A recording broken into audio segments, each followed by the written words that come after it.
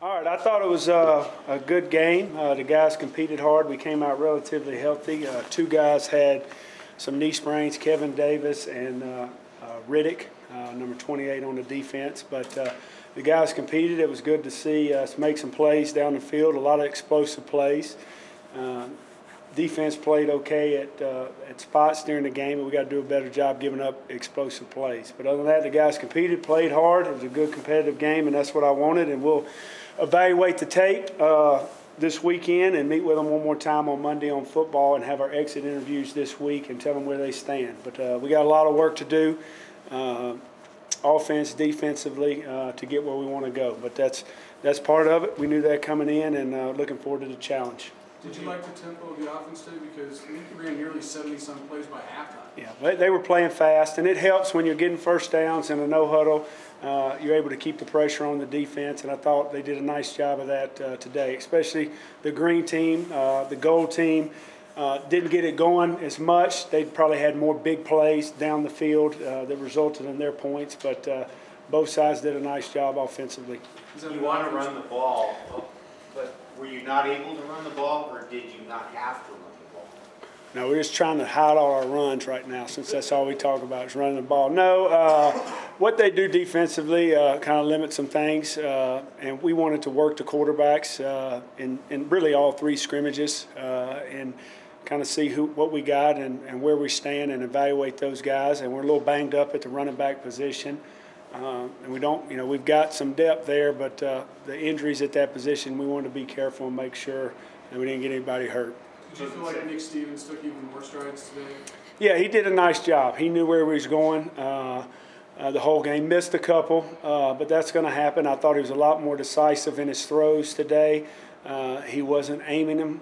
He might have aimed one. He was letting it rip. Did a nice job. And then Coleman made some big plays as well.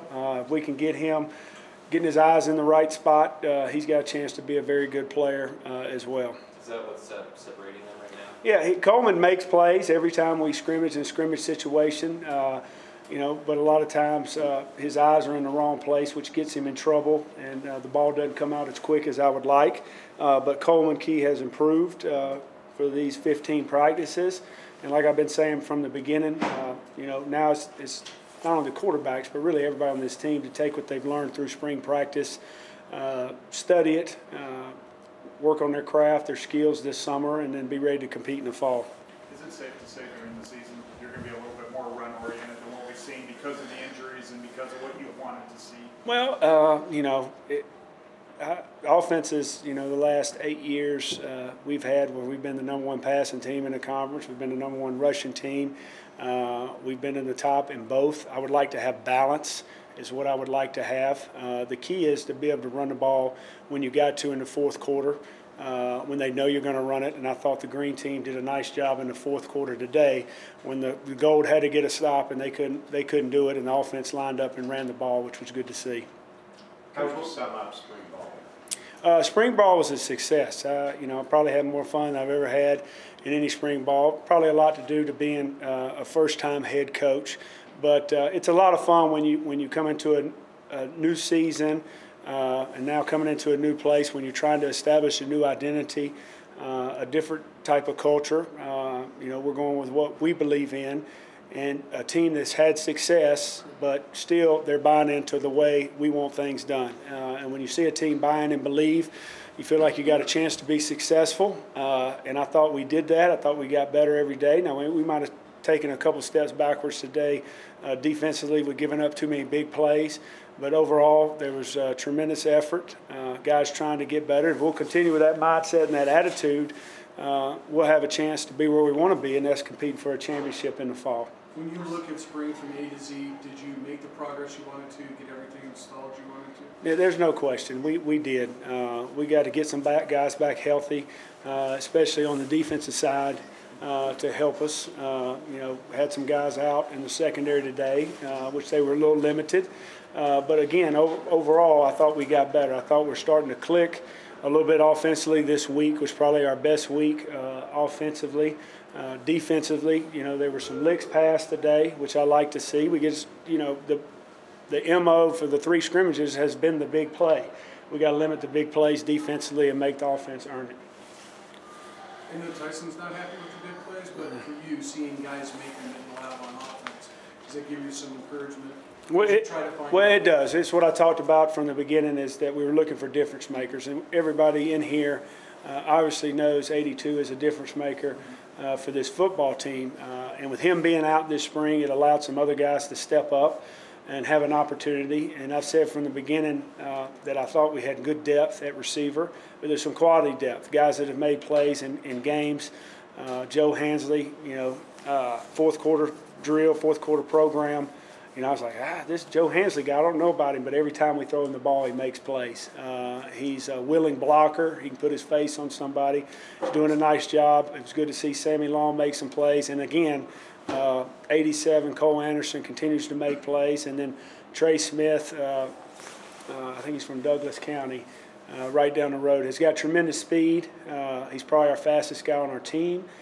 He's still raw at being a receiver, but if he'll continue to work, he'll give us another weapon as well. And number 2, Gaines has had an outstanding spring. Every time he touches the ball, he does a nice job. How much of what you guys were able to do offensively passing, you think, had to do with defense maybe struggling a little with the pace? Well, that's why we know huddle. We want to run our offense and still be pro style, not be in the shotgun all the time, be able to get under center and hurry up and run some plays. And if you can break down a defense by getting first downs, and it kind of gets them on their heels, and then you can be a little bit more balanced.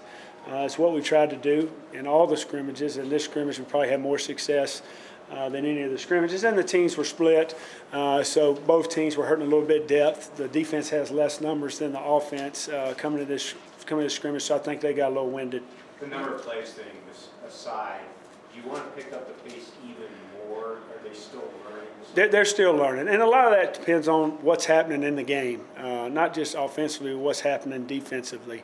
If we're playing good defense, and we're executing offense, then we'll try to keep the hammer down. If we're struggling a little bit defensively, then we'll try to slow the pace of the game down offensively. Ultimately, you want to try to score points, but at the same time, it's a danger sometimes when you go too fast. It might wear out your defense. So you got to keep that in mind. Even when I was an offensive coordinator and I was a head coach, there'll be times when we'll have to slow down the tempo, because we got to play a complete game in all 3 phases. What do you want to see your quarterbacks do this summer to really establish? Well, the first thing they've got to do is there's a couple things. Number 1 is they've got to have a better understanding of the offense, and basically everything was installed. Protection and run games. Now, there'll be a few twists conceptually that will change. But they got to have a better understanding of the game so that when we want to change things within a scrimmage or within a game, they can make that adjustment. The second thing is we got to become more accurate. We got to be an accurate thrower down the field and make good decisions. And the last thing is both of the top 2 guys have got to continue to work on their foot quickness. We're not where we want to be right now as far as having quicker feet. And a lot of that has to do with them thinking about what's going on. And a lot of it has to do with a little bit of their ability, but that's okay. I don't have to have a guy that runs 4.6, 4.7, but you can improve foot quickness with a number of different drills. So when we sit down and talk to the strength staff about what we want out of every position, when I talk about the quarterbacks, it's going to be a ton of jump rope and dot drills. We got to do a better job with our feet. When you talk about the summer, now you've got everything installed, how key is the summer for these guys in relearning the systems that you've just put in place? We got to do a good job as coaches of getting our playbook right, creating video playbook for these guys. There's a lot of film of Central Florida and Georgia, and we've ran a lot of plays with all these concepts and all this install, and now we got to do a good job of putting the plays that we run with our guys doing it. That seems to make a better impact on guys when they're seeing themselves doing it, whether it's good or bad, and they got to take ownership and study it. Now, obviously, we can meet with them 2 hours a week throughout the summer, and that's going to be big. Probably won't be as much vacation as I've had in years past because there's not a lot of guys with a lot of carryover. So we'll be in town a lot, meeting with these guys, and then when they go on the field, they got to be organized and going out there and running basically a practice without the coaches. And that's going to take leadership from the seniors on this football team, and a lot of times that's run by the quarterbacks. Even though they're both young, those guys are going to have to do a good job of stepping up and knowing their role in the summer of organization and getting things run. Will that not help the two young quarterbacks develop as leaders, which you need them to be? Yeah, you got to put them in those situations. Quarterback is a leader. They're looked at as a leader naturally by the position that they play. We can do things as coaches to help them grow in their leadership role, but sometimes in the summer that is part of helping. You put them out there, they got to do it.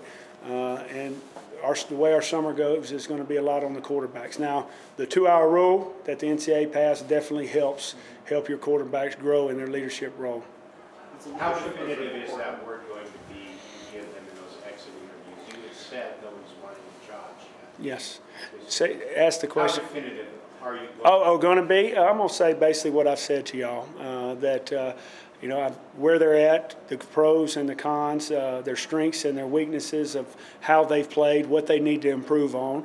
And then I'm going to sit there and say that neither of you have arrived. And I'm going to meet with every kid, even when the coaches meet with the position coaches, but nobody is guaranteed a starting job.